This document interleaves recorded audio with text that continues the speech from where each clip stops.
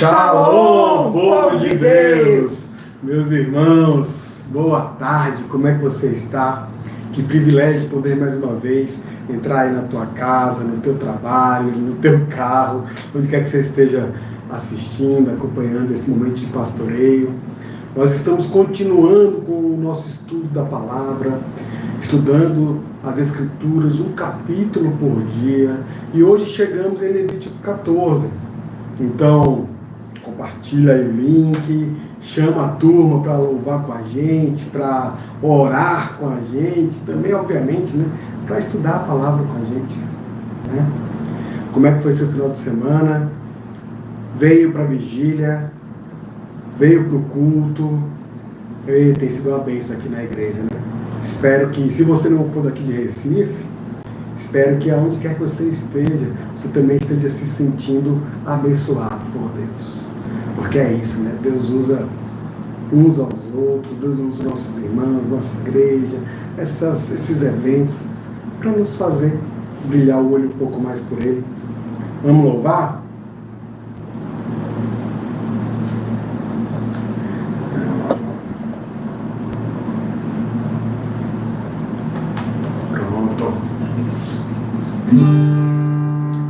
Te adorar, te buscar é o meu prazer.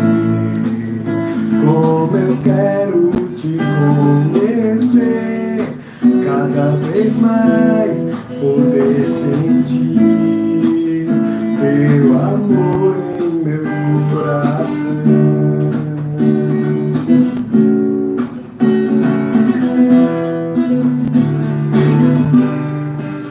Te adorar, te buscar é o meu prazer. Como eu quero te conhecer, cada vez mais poder sentir teu amor em meu coração. E a razão em minha vida sem te encontrar e conhecer teu grande amor. Senhor, minha vida pertence a ti, pois é a tua mão que me dá forças pra caminhar, vivendo os teus sonhos, andando em direção ao teu coração. Eu não poderia viver sem ti, eu jamais teria razão em minha vida sem te encontrar e conhecer teu grande amor. Senhor, minha vida pertence a ti, pois é a tua mão que me dá forças pra caminhar, vivendo os teus sonhos, andando em direção ao teu coração, Jesus.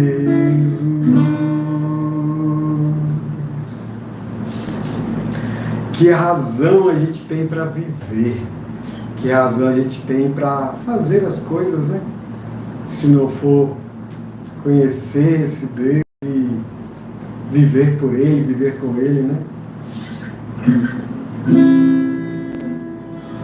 De todas as tribos, povos e raças, muitos virão te louvar. De tantas culturas, línguas e nações, no tempo e no espaço, virão te adorar. Bendito seja sempre o Cordeiro, Filho de Deus, raiz de Davi.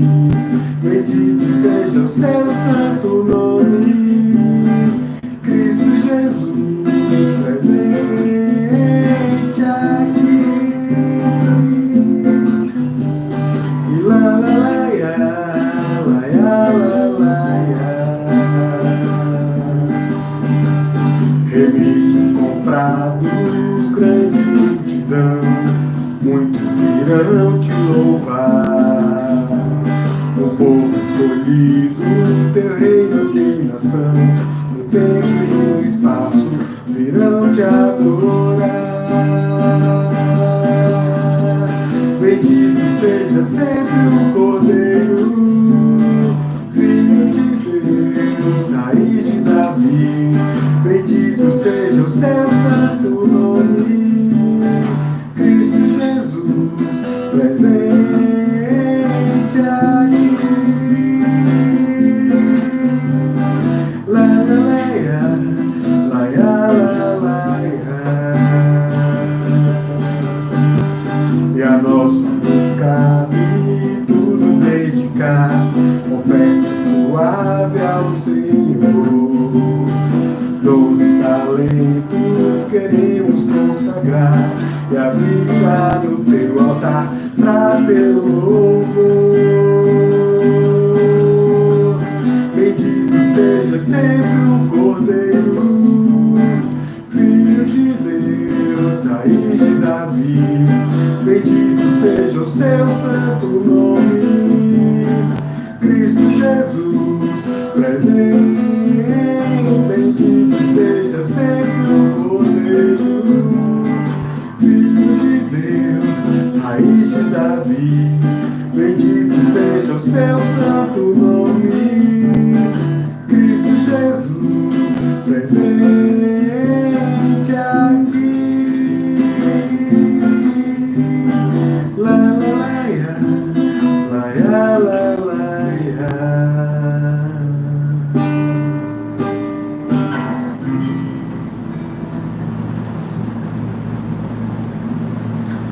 Vamos louvar mais uma, para adorar o nosso Deus.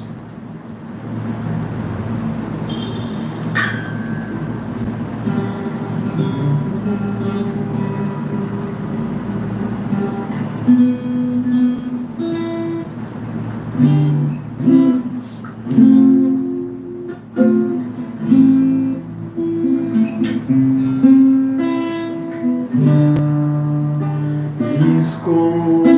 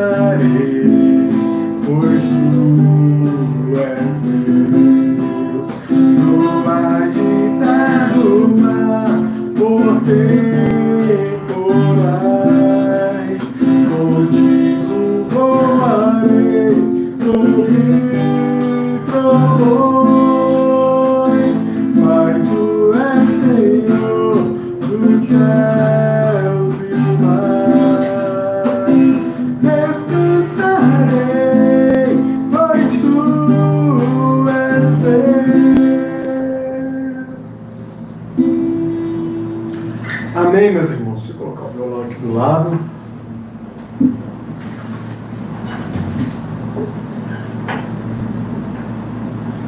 Ok. Vamos orar? Vamos ter um tempo de oração, como a gente normalmente faz.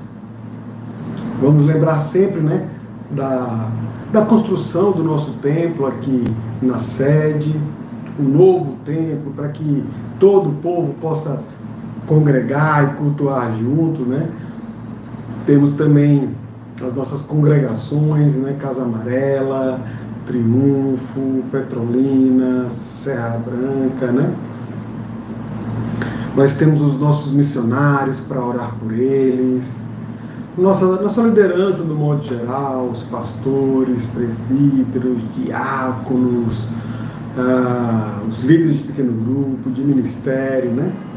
Temos também sempre orado pelos irmãos que estão enfermos, que estão passando por alguma luta, né, alguma tribulação, aqueles que estão desempregados, né, buscando de Deus uma oportunidade de voltar a trabalhar, aqueles que estão com problemas financeiros, né? Então, coloca teu motivo de oração aí no chat, para a gente poder orar durante a semana, tá certo? Vamos orar? Ó Deus, nós te louvamos, nós te exaltamos, porque não há ninguém excelso como tu, não há ninguém santo como tu, não há outro Deus. Tu és o Deus vivo e verdadeiro, soberano do universo. Tu estás exaltado nas alturas. Tu és rei sobre todos os reis, Senhor sobre todos os senhores. E tu és o nosso Pai, o nosso amigo. Oh, Pai, glória a ti, meu Deus. Senhor, nós queremos te rogar por esses motivos de oração que colocamos aqui. Primeiramente, pela construção do novo templo aqui na sede da IPG em Recife. Ó Deus, vai abrindo as portas, vai trazendo os recursos, vai dando aos responsáveis a sabedoria, o discernimento acerca daquilo que há de abençoar o teu povo, abençoar a tua igreja aqui nesta congregação. Queremos te rogar também, Deus, pelas nossas congregações espalhadas pelo estado, desde aqui de Recife, ali em Casa Amarela, como também em Serra Branca, em Petrolina e Triunfo. Abençoa as lideranças, abençoa os irmãos ali, que ali te servem.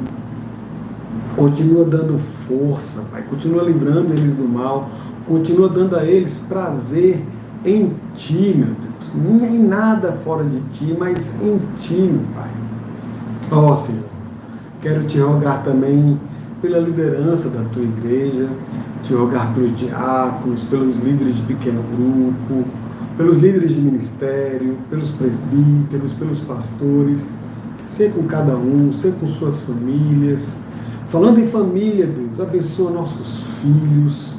Ó Senhor, os filhos são herança Tua, são presentes que Tu nos deste para nos abençoar. Então, Pai,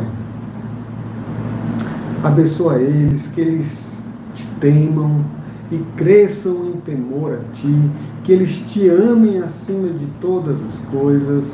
Abençoa também, Pai, nossos irmãos que estão passando por algum deserto, por alguma luta, em especial aqueles que estão com problemas de saúde, com enfermidade, seja físico, seja emocional, psicológico, espiritual. Ó Deus, alcança cada um deles, abençoa estes irmãos, abençoa também, Pai, aqueles que estão precisando de oportunidade de trabalho, de voltar a te servir por meio de suas atividades profissionais. Então, abençoa esses irmãos também, meu Deus.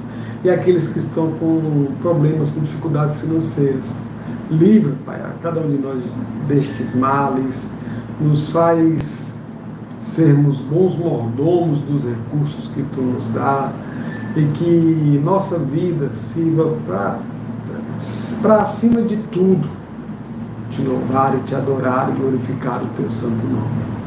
Que nós te rogamos agora, Pai, com o perdão dos nossos pecados, em nome de Jesus. Amém. Irmãos, como eu disse no começo, Nós estamos no capítulo 13 de Levítico, tá? Desculpa, no capítulo 14, não é o 13. 13 é o que foi de sexta-feira, né? Hoje é o 14, capítulo 14 de Levítico. No 13, Deus tinha ensinado ao povo, obviamente através de Moisés, né, como identificar a lepra. E a lepra era algo muito além do que simplesmente uma doença física, tá? O entendimento é esse. Tanto é que é muito interessante, assim, quando a gente percebe que quem era o responsável por identificar a lepra era o responsável, era o sacerdote. Não era um médico, não era um curandeiro, não era alguém com esse tipo de conhecimento. Não. É porque o entendimento que a palavra traz é que a lepra era uma marca visível de algo espiritual na vida daquela pessoa, daquela casa. Então o versículo 13 fala, o capítulo 13 fala disso, e o capítulo 14 ele trata dos rituais de purificação. Esses rituais eles serviam para que as pessoas se tornassem limpas da lepra e assim fossem novamente aceitáveis a Deus, novamente pudessem conviver em sociedade, pudessem ser parte da congregação. Vejam que é algo muito além do social. É óbvio que tem o social aqui, mas é algo muito além do social, porque envolve o relacionamento com Deus, o culto a Deus, o congregar em Santa Assembleia. Então, todo esse ritual, a complexidade dele, os detalhes, né, que tem ali, nos fazem perceber o alto preço que tem que ser pago para que a gente possa ser limpo novamente, limpo dos nossos pecados. Então, já estou puxando isso de cara, né? Para que a gente perceba como todo o texto aponta para Jesus Cristo. Vamos ao texto? Então, Levítico, capítulo 14, versículo 1. Disse o Senhor a Moisés: esta será a lei do leproso no dia da sua purificação, será levado ao sacerdote, ou seja, no dia que o leproso for purificado, ele é levado ao sacerdote. O sacerdote, versículo 3, sairá fora do arraial e o examinará. Ou seja, o leproso ele é levado, mas ele não é levado para o templo, para a tenda, ele é destacado e o sacerdote vai até fora do arraial para falar com ele. Então, o sacerdote vai fora do arraial e o examinará. Se a praga da lepra do leproso está curada, então o sacerdote ordenará que se tome, para aquele que se houver de purificar, 2 aves limpas, vivas e limpas, e pau de cedro, e estofo carmesim, e isopo. Então, só para reforçar, percebam que a pessoa estava fora da cidade, no campo, longe da sua família, separada da sociedade, porém, Deus entende que agora ela está curada. Se a lepra tinha, como eu disse antes, esse entendimento mais espiritual, também é Deus quem tratava da cura dela. A pessoa, ela não conseguiria julgar, né, por si só, examinar-se por si só acerca da sua cura, da sua pureza. Então o sacerdote, como esse intermediador entre Deus e os homens, ele ia lá para examinar a pessoa. Vamos continuar no texto, versículo 5. Mandará também o sacerdote que se imole uma ave num vaso de barro sobre águas correntes. Daí essa expressão vai se repetir. Tomará a ave viva e o pau de cedro, o estofo carmesim e o isopo, e os molhará no sangue da ave que foi imolada sobre as águas correntes. E sobre aquele que há de purificar-se da lepra, aspergirá 7 vezes, então declarará limpo e soltará a ave viva para o campo aberto. Vocês perceberam, meus irmãos, também que o texto não faz menção a pessoa sendo abençoada pelo sacerdote, ou o sacerdote orando por essa pessoa. O sacerdote também não afirmava qual era a ofensa, qual era o pecado que a pessoa tinha cometido contra Deus. Ele apenas ia lá e atestava que Deus é quem havia curado. Não era o sacerdote que curava. Deus havia curado a pessoa e o sacerdote atestava aquilo para a comunidade. Mas eu falei para vocês, prestem atenção na expressão águas correntes.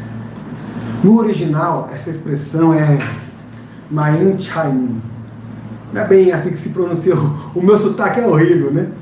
Mas a tradução literal é que é belíssima, porque Ma'im Chaim quer dizer águas vivas. Você lembra disso? Lembra disso em algum outro lugar nas Escrituras? Eu falei, todo texto aponta para quem? Para Jesus Cristo. Então, se você pensava que essa expressão, águas vivas, que essa ideia era uma coisa que surgiu no Novo Testamento, não era. Você estava enganado. Isso é algo antigo. Por isso que quando Jesus ele falava essa expressão, era algo tão claro e de fácil entendimento para as pessoas de seu tempo. Veja, Jesus, lá em João, no capítulo 7, versículo 38, ele diz assim: quem crer em mim, como diz a Escritura, do seu interior fluirão rios de água. Jesus estava dizendo que ele era a verdadeira fonte da purificação. Não é essa água que matou uma das aves e caiu sangue, depois pegou lá e jogou sobre outra ave. Não, Jesus disse: eu sou a fonte da purificação. E essa fonte nunca secou. Aleluia! Essa fonte nunca secou. Jesus falou isso nos seus dias, mas isso permanece verdade ainda nos nossos dias. A fonte, ela é ilimitada. A palavra, meus irmãos, ela é inerrante, ela é perfeita, ela é completa. No Antigo Testamento, no Novo Testamento, se aplica aos nossos dias. Isso é maravilhoso. Deus é maravilhoso. Bom, continuando no texto, versículo 8. Aquele que tem de se purificar, lavará as vestes, rapará todo o seu pelo, banhar-se-á com água e será limpo. Depois entrará no arraial. Veja, só depois que foi examinado, que tomou banho, que rapou todo o pelo, é que ele entra no arraial. Porém, ele ficará fora da sua tenda por 7 dias. Ele entrou no arraial, mas ainda não foi para dentro de casa. Ao 7º dia, rapará todo o seu cabelo, a cabeça, a barba e as sobrancelhas, rapará todo o pelo, lavará suas vestes, banhará o corpo com água e será limpo. No 8º dia, tomará 2 cordeiros sem defeito, uma cordeira sem defeito de 1 ano e 3 dízimos de 1 éfa de flor de farinha para a oferta de manjares, amassada com azeite e separadamente um cestário de azeite. E o sacerdote que faz a purificação apresentará o homem que houver de purificar-se essas coisas diante do Senhor, à porta da tenda da congregação. Ou seja, está todo mundo vendo o que está acontecendo, todo mundo vendo que Deus restaurou a vida desse homem, algo público. Versículo 12. Tomará um dos cordeiros e o oferecerá por oferta pela culpa e o cestário de azeite, e os moverá por oferta movida perante o Senhor. Então imolará o cordeiro no lugar em que se imola a oferta pelo pecado e o holocausto, no lugar santo, porque quer a oferta pela culpa como a oferta pelo pecado são para o sacerdote, são coisas santíssimas. Ou seja, essa carne, ela era depois, dada para que o sacerdote utilizasse ela, seja no sacrifício, seja como alimento, de diversas formas, O sacerdote tomará do sangue da oferta pela culpa e o porá sobre a ponta da orelha direita daquele que tem de purificar-se, e sobre o polegar da sua mão direita, e sobre o polegar do seu pé direito. Veja, esse indivíduo, ele está sendo reabilitado, ele já foi curado por Deus, e agora ele está sendo reabilitado para toda boa obra e todo bom serviço, inclusive para o culto. Então, Deus está novamente propício a este indivíduo, a esta pessoa, né? Versículo 15. Também tomará do cestário de azeite e o derramará na palma da própria mão esquerda, molhará o dedo direito no azeite que está na mão esquerda, e daquele azeite aspergirá com o dedo 7 vezes perante o Senhor. Do restante do azeite que está na mão, o sacerdote porá sobre a ponta da orelha direita daquele que tem de purificar-se, e sobre o polegar da mão direita, e sobre o polegar do seu pé direito, em cima do sangue da oferta pela culpa. O restante do azeite que está na mão do sacerdote, pô-lo-á sobre a cabeça daquele que tem de purificar-se. Assim o sacerdote fará expiação por ele perante o Senhor. Então, chegou o momento, todo o mal agora está efetivamente retirado dele. Deus operou toda a cura, Deus operou o seu milagre. Versículo 19. Então o sacerdote fará a oferta pelo pecado e fará expiação por aquele que tem de purificar-se da sua imundícia. Depois imolará o holocausto e oferecerá com oferta de manjares sobre o altar. Assim o sacerdote fará expiação pelo homem, e este será limpo. Se for pobre, e as suas posses não lhe permitirem trazer tanto, tomará um cordeiro para oferta pela culpa, como oferta movida, para fazer expiação por ele, e a dízima de um éfa de flor de farinha, amassada com azeite, para oferta de manjares, um cestário de azeite, 2 rolas ou 2 pombinhos, segundo as suas posses, dos quais um será para a oferta pelo pecado e o outro para o holocausto. Ao 8º dia da sua purificação, os trará o sacerdote à porta da tenda da congregação perante o Senhor. O sacerdote tomará o cordeiro da oferta pela culpa e o cestário de azeite os moverá por oferta movida perante o Senhor. Então o sacerdote imolará o cordeiro da oferta pela culpa e tomará do sangue da oferta pela culpa e o porá sobre a ponta da orelha direita daquele que tem de purificar-se, e sobre o polegar da sua mão direita e sobre o polegar do seu pé direito. Derramará do azeite na palma da própria mão esquerda, e com o dedo direito aspergirá do azeite que está na sua mão esquerda 7 vezes perante o Senhor. Porá do azeite que está na sua mão na ponta da orelha direita daquele que tem de purificar-se, e no polegar da sua mão direita, e no polegar do seu pé direito, por cima do sangue da oferta pela culpa. O restante do azeite que está na mão do sacerdote porá sobre a cabeça do que tem de purificar-se, para fazer expiação por ele perante o Senhor. Oferecerá uma das rolas ou um dos pombinhos, segundo as suas posses. Será um para a oferta pelo pecado, o outro para o holocausto, além da oferta de manjares. E assim o sacerdote fará expiação por aquele que tem de purificar-se perante o Senhor. Esta é a lei daquele em quem está a praga da lepra, cujas posses não lhe permitem o devido para a sua purificação. Um ritual bem detalhado, cheio de detalhes, bem minucioso. Às vezes a leitura é até um pouco cansativa, mas é para ver isso, meu irmão, que não era algo simples. A purificação, a restauração não é algo simples, tem um preço caro. Mas tem uma outra questão interessante, porque você deve ter percebido aí que a narrativa ela vai falando de um número aí, né? São os prazos de 7 dias, o aspergir 7 vezes. Isso é como falar assim, a purificação divina nos remete à cruz de Cristo, que é Deus nos purificando de nossa lepra espiritual. Esse número da perfeição, né? Está nos fazendo olhar para Deus. Deus nos tornando limpos e santos com a água viva e com o sangue significados em Jesus Cristo. Então, quando a gente olha para esse texto, a gente entende que só pelos méritos de Cristo, só pela pessoa de Cristo, é que nós podemos ser purificados, podemos ser restaurados e podemos nos relacionar com Deus.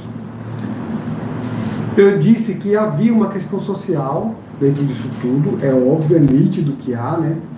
Porque toda a comunidade estava vendo e reconhecia que a pessoa tinha sido restaurada.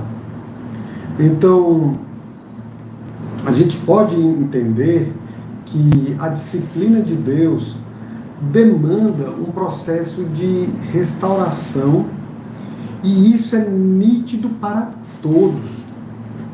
Deixa eu tentar trazer isso em outras palavras. Quando Deus resolve disciplinar o filho dele, né? Não é simplesmente um castigo, não é para extravasar a raiva, a ira que ele está, mas a disciplina tem um propósito, que é um propósito de restauração. E isso às vezes é difícil para a gente. Quando a disciplina é contra nós, quando às vezes a disciplina é algo público, todos estão sabendo, estão vendo, e fala, não precisa disso, para que tanto constrangimento? Mas, meus irmãos, as Escrituras, elas são muito ricas em nos ensinar sobre como Deus usa a disciplina na forma de um processo para nos moldar ao caráter de Cristo. E quando Deus entende que esse processo está bom, que as coisas caminharam o tanto que Ele queria que caminhassem, então Deus chama todos para ver como aquela pessoa mudou. Na verdade, como aquela pessoa foi mudada por Ele. Como aquela pessoa hoje é muito mais íntima dele do que era há algum tempo atrás. A disciplina não é castigo. A disciplina, ela é restauração. É isso. Bom, o texto continua.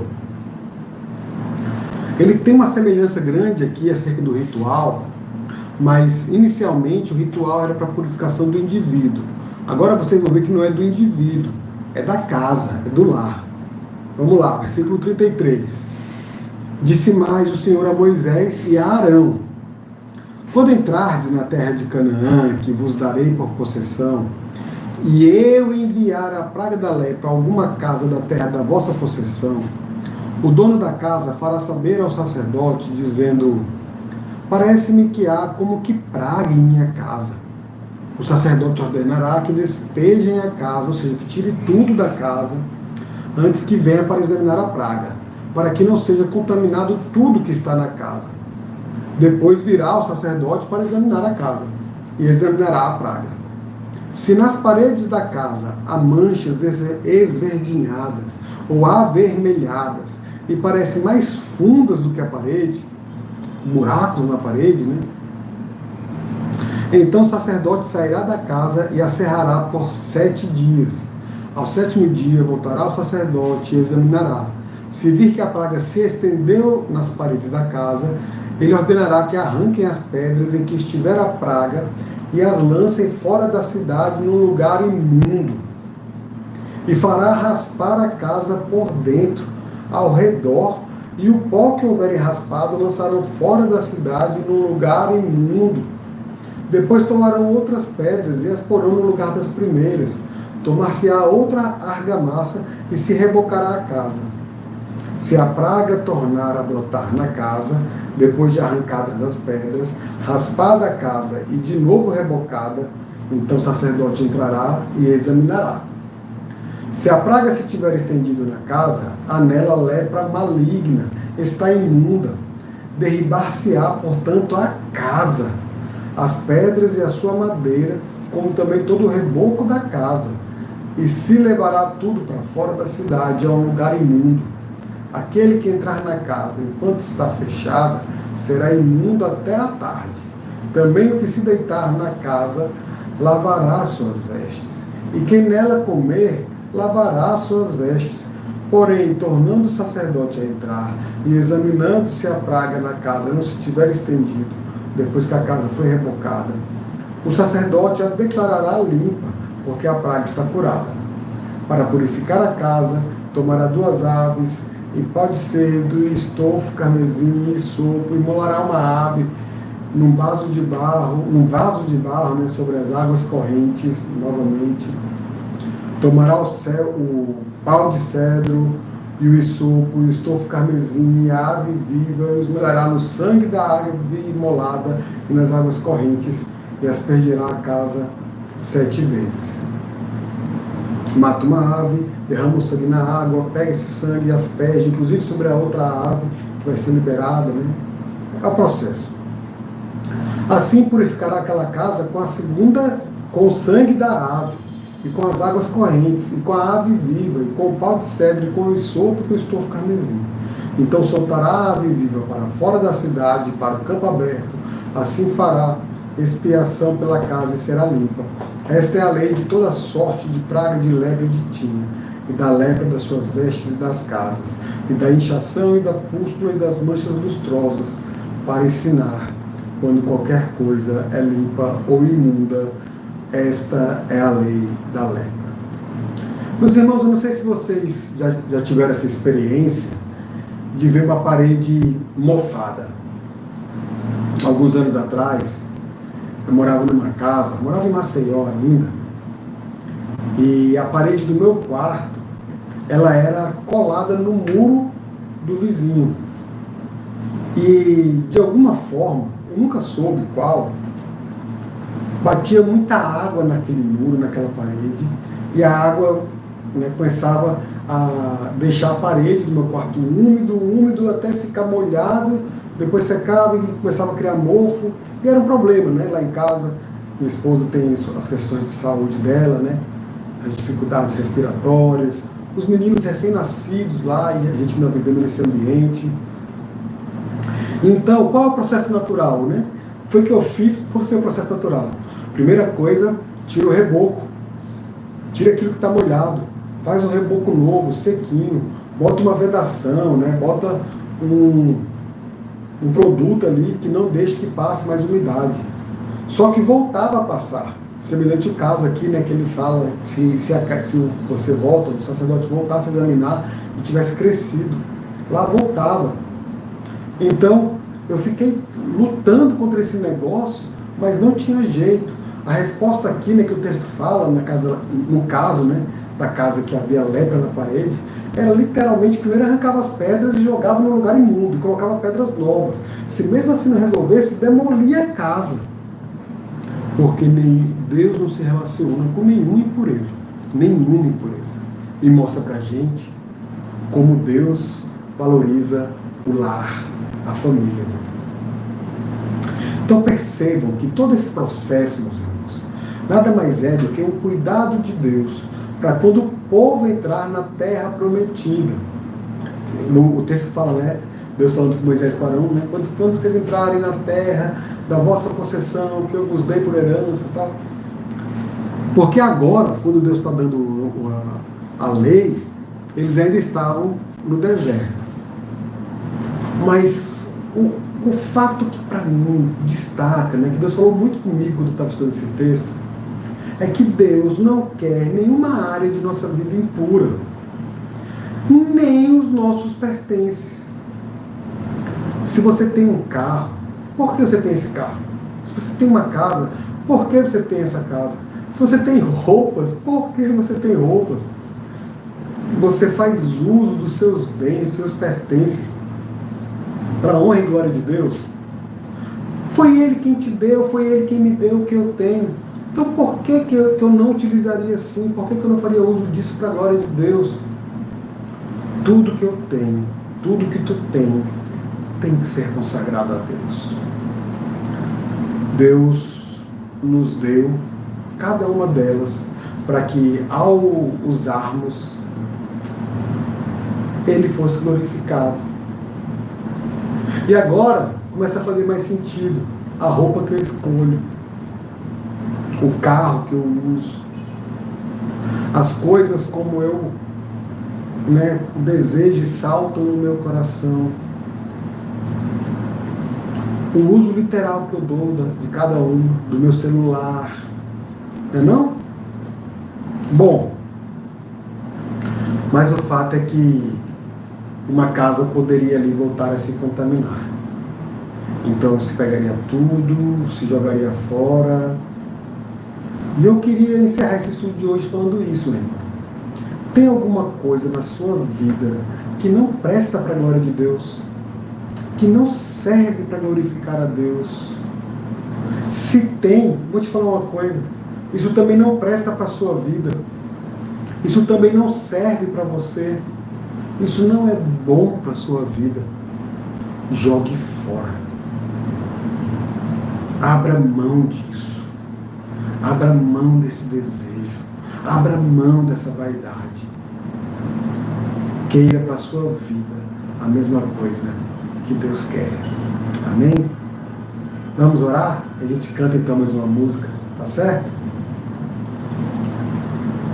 Ó Deus, nós estamos aqui para te agradecer, porque Tu nos amas tanto, Tu nos amaste tanto, que Tu enviaste Teu Filho, Teu único Filho, Filho unigênito, para morrer por nós, para pagar esse alto preço, um sacrifício perfeito. E Tu nos restauraste para o relacionamento contigo. Tu cuidas de nossas vidas. Ó Deus, Tu és especial demais. Obrigado, Pai. Abençoa, Senhor, cada irmão meu que está acompanhando aqui esse momento de pastoreio. Abençoa a semana desta pessoa. Dá a ele um desejo cada vez maior de aprofundar a intimidade contigo. Te rogo, Pai, em nome de Jesus. Amém. Vamos louvar, meus irmãos?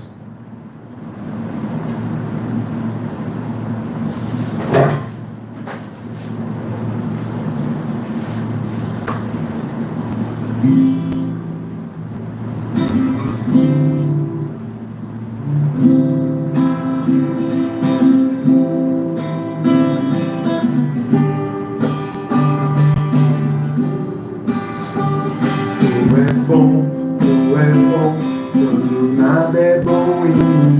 Teu amor, não se pode resistir. Tu és luz, quando chega a escuridão. És fiel, hoje tenho Teu perdão.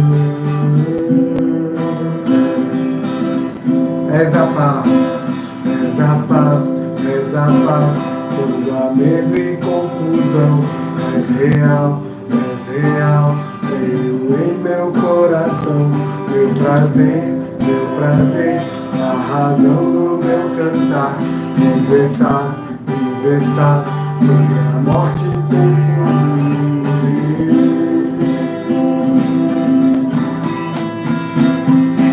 Vou correndo para ti, Teu rico e grande amor é tudo para mim. Nada é igual a este amor, pra sempre reinará, Senhor. Tu és mais do que eu possa expressar. É Senhor, todo ser proclamará. Estás aqui, tua presença satisfaz. Tu és Deus, deixo tudo para trás. Vou correndo para ti, Teu rico e grande amor é tudo para mim. Nada é igual a este amor, pra sempre reinarás, Senhor.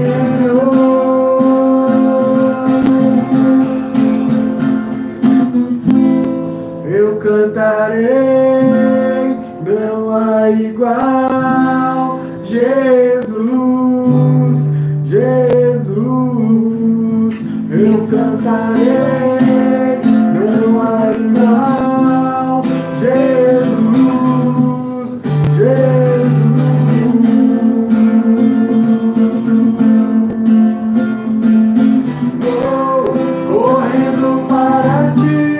Correndo para ti, Teu rico e grande amor é tudo para mim. Nada é igual a este amor, pra sempre reinarás, Senhor.